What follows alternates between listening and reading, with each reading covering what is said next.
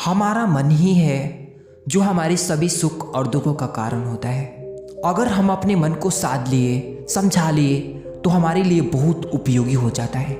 इस कहानी के माध्यम से हम सब जानेंगे कि हम भी अपने मन को कैसे साधें। तो चलिए इस कहानी को शुरू करते हैं। एक बार गौतम बुद्ध किसी गांव से गुजर रहे थे। गांव के लोगों ने बुद्ध को प्रणाम किया और विनती की, हे बुद्ध, कुछ समय विश्राम करके प्रस्थान करें। फिर गौतम बुद्ध वहीं सभी लोगों के साथ बैठ जाते हैं। तभी गौतम बुद्ध की नज़र सभी से दूर बैठे एक व्यक्ति पर पड़ी। गौतम बुद्ध ने उसे बुलाया और पूछा कि तुम सबसे अकेले क्यों बैठे हो, क्या कोई समस्या है?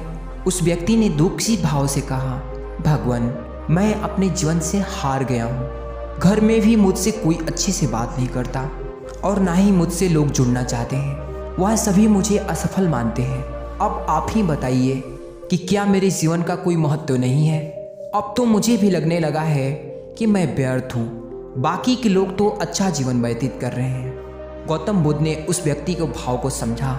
फिर उन्होंने कहा, दूसरों को समझना अच्छी बात है, लेकिन खुद को जानना बुद्धिमानी है। प्रकृति ने प्रत्येक जीव को वह शक्ति प्रदान की है जो उसके अस्तित्व के लिए आवश्यक है। यह शक्ति असंभव को भी संभव में, उदासी को भी खुशी में, युद्ध को भी शांति में और नफरत को भी प्रेम में बदल सकती है। क्या आपको पता है कि आपके पास जो यह शक्ति है वह इस प्रकृति की देन है। एक इंसान के रूप में प्रचुर मात्रा में प्रेम, सच्चाई और आनंद की शक्ति की प्रदान की जाती है। यही चीज़ें हैं जो आपको और आपके दुनिया को बदलने में मदद करती है। तमाम उथल पुथल के बावजूद आपके अंदर खुशियों का स्रोत है, जिसे जब भी और जहाँ भी ज़रूरत हो आगे लाया जा सकता है। दुख के घड़ी में भी यह आपको खुशी दे सकती है। आपको केवल इन शक्तियों का अभ्यास करने की ज़रूरत है। आपके जीवन में हर चीज़ की शुरुआत आपके मन में बीज बोने से होती है। प्रेम, दया, शांति और दयालुता जैसी बीज आपको दिए गए हैं। आप मिट्टी में जो बीज बोएंगे उसके आधार पर वो पेड़ होंगे। जो आप अपने जीवन के बगीचे में देखते हैं वो सभी छोटे छोटे बीज के रूप में शुरू होते हैं, लेकिन जैसे जैसे वो बढ़ते हैं वो अपने विशेषताओं को प्रकट करने लगते हैं। आगे बुद्ध ने बताया, मन दो प्रकार का होता है, पहला चेतन और दूसरा अवचेतन। चेतन मन के द्वारा मनुष्य जागृत अवस्था में सोचता है और बाहरी दुनिया का अनुभव करता है, और चेतन मन इन्हीं से बातों को ग्रहण कर सुरक्षित रख लेता है। मुश्किल परिस्थिति में अचानक सी प्रतिक्रिया उसी अवचेतन मन से आती है और इसी को आत्मशक्ति भी कहते हैं। अपने जीवन के बारे में जैसा विश्वास होगा मनुष्य को वैसा ही प्राप्त होगा। जहाँ पर सकारात्मक विश्वास के चलते व्यक्ति को सफलता मिलती है, वहीं पर नकारात्मक और निराशाजनक सोच मनुष्य को असफल, संदेह व आत्मविश्वास में कमी की ओर ले जाती है। इससे यह सिद्ध होता है कि मनुष्य का अवचेतन मन शक्ति का भंडार है, जिसमें जैसा मनुष्य एकत्र करेगा इसका कई गुना वह पाएगा। यह अवचेतन मन को विश्वास हो जाता है कि अब ठीक हो सकता है, तो अवचेतन मन उसको पूरा करने के लिए शक्ति पैदा करता है, और अवचेतन मन के आदेश पर मस्तिष्क उसी प्रकार के हार्मोन पैदा करके उस कार्य को पूरा करता है।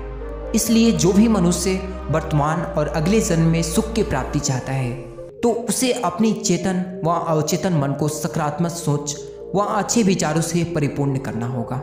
उस व्यक्ति को गौतम बुद्ध की बातों से नई ऊर्जा मिली और उसने वहीं से जीवन में आगे बढ़ने का संकल्प लिया। लेकिन आपको अभी अपने आप से यह सवाल करना होगा, क्या आप किसी कार्य को करने का संकल्प लेते हैं और जब आपसे वो कार्य पूरा नहीं होता, या आपको लगता है कि शायद आपको उस कार्य को पूरा करने की क्षमता नहीं है, तो आप निराश हो जाते हैं। लेकिन एक बार खुद से ईमानदारी से पूछिए कि आपके मन में कितनी बार पहले भी यह बात आई होगी और आपने भी हर बार नकारात्मक ऊर्जा का समाधान किया होगा।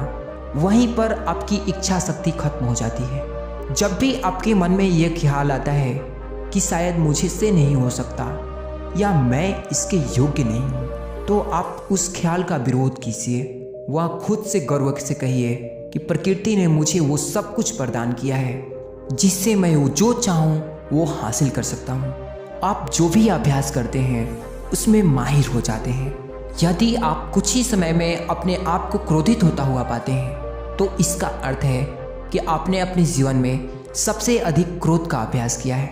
आप अपने जीवन में शांति का अभ्यास कीजिए और आप इससे भी अच्छे हो सकते हैं। कहावत भी यही है कि मन के हारे हार है और मन के जीते जीत। मनुष्य अगर खुद पर विश्वास करे तो उसके लिए हर चीज़ संभव है। इस कहानी के साथ आज की हम वीडियो समाप्त करते हैं। आपका इतना समय कभी भी बेकार नहीं जाएगा, आपको शुद्ध के साथ वापस मिलेगा क्योंकि आपने कुछ नया सीखने का प्रयास किया है। धन्यवाद।